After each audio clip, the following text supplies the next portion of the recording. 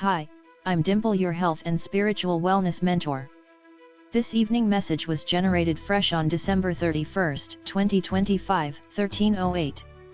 You know that moment when you check your blood sugar first thing in the morning and it's a disaster? You blame breakfast. You blame your medication. You blame your pancreas for being a dysfunctional organ. But here's what nobody tells you. Tomorrow morning's blood sugar reading was actually decided tonight between the hours of 6 p.m. and bedtime.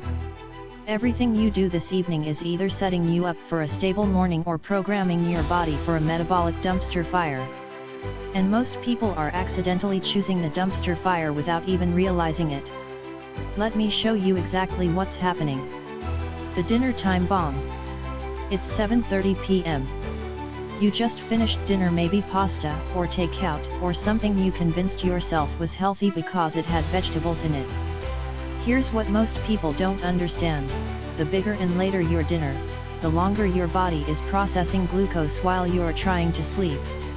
Your digestive system doesn't shut off just because you're unconscious. If you eat a massive meal at 8 p.m. and go to bed at 10 p.m., your body is still breaking down that food at 2 a.m., 3 a.m., even 5 a.m. This creates what's called prolonged postprandial hyperglycemia, which is fancy doctor speak for your blood sugar is still elevated way longer than it should be. Your liver can't do its normal overnight glucose regulation because it's busy dealing with the incoming food. Your insulin sensitivity is naturally lower at night anyway, so that pasta is hitting different than it would at lunch. And while you're sleeping, your blood sugar is on a roller coaster you can't even feel. By morning, you're either still elevated from dinner, or you've crashed and rebounded. Hello, Samajai effect, and either way, you wake up confused about why your numbers are a mess. The solution? Eat dinner earlier, ideally at least 3 hours before bed. And make it your smallest meal of the day, not your largest. I know this goes against everything about American dinner culture, but your blood sugar doesn't care about culture. The evening snack trap.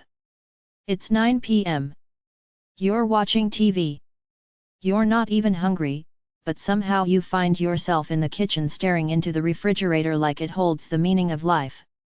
You grab something: crackers, ice cream, chips, fruit, just a small snack. Here's the problem: evening snacking, especially on carbs, triggers an insulin response right when your body's insulin sensitivity is at its lowest. Your body has to work twice as hard to process the same amount of food you could have easily handled at 2 p.m. Plus, if you're snacking close to bedtime, you're essentially extending that food processing window right up until you fall asleep, which means your body never gets a true fasting period overnight to reset and stabilize. But wait, some people actually need an evening snack to prevent nighttime lows, especially if they're on certain medications or insulin. The key is what and when. If you need a bedtime snack, make it protein and fat-based with minimal carbs, a handful of nuts, cheese, Greek yogurt, or a hard-boiled egg.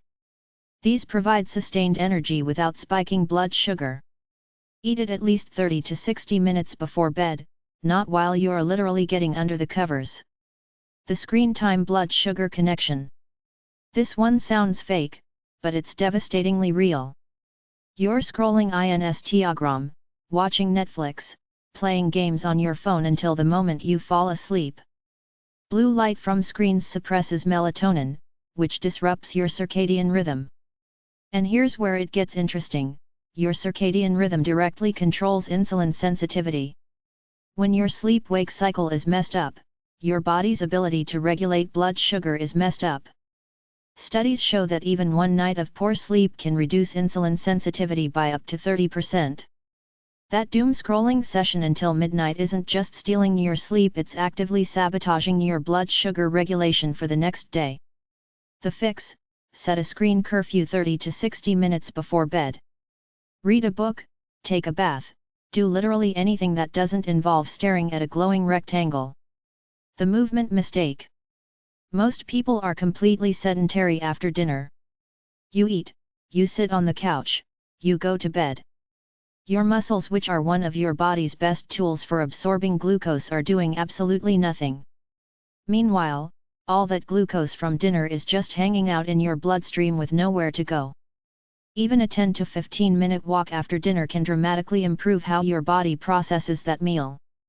Physical activity increases insulin sensitivity for hours afterward, meaning your body handles overnight glucose regulation way more effectively. You don't need to go to the gym. You don't need to run. Just move. Walk around your neighborhood. Do the dishes. Dance in your living room.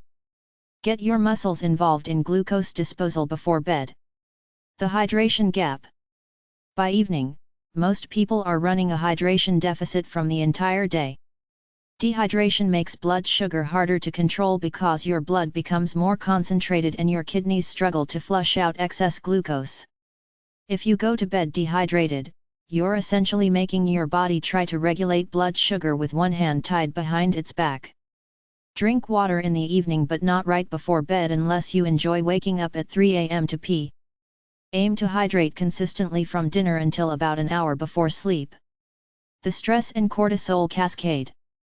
You're lying in bed, mentally reviewing everything you didn't get done today and worrying about everything you have to do tomorrow. Your mind is racing. Your body is tense. This stress triggers cortisol release, which directly raises blood sugar and creates insulin resistance. If you go to sleep stressed, your body is marinating in stress hormones all night long, which means your blood sugar has zero chance of staying stable. People who practice evening relaxation meditation, deep breathing, gentle stretching, journaling consistently have better morning blood sugar readings than people who go to sleep with their nervous system in overdrive. The alcohol variable. Evening drinking is one of the trickiest blood sugar landmines. Alcohol initially lowers blood sugar by preventing your liver from releasing glucose. But then, hours later, often in the middle of the night, your blood sugar can spike as your liver overcompensates. This is why people wake up with high blood sugar after a night of drinking, even if they didn't eat anything crazy. Your liver was too busy processing alcohol to properly regulate glucose, and now it's dumping stored glucose into your bloodstream at 4 a.m. If you drink in the evening, monitor your blood sugar more carefully, and consider eating a small protein-based snack before bed to prevent extreme fluctuations. The bottom line. Your morning blood sugar isn't random. It's the report card for everything you did the night before. Want better mornings? Start with better evenings. Eat dinner earlier and lighter. Move after you eat. Put your phone down before bed. Hydrate intentionally. Manage your stress. Pay attention to the ripple effects of alcohol and late-night snacking. Your 7 a.m. blood sugar reading is a time capsule from 7 p.m. the night before.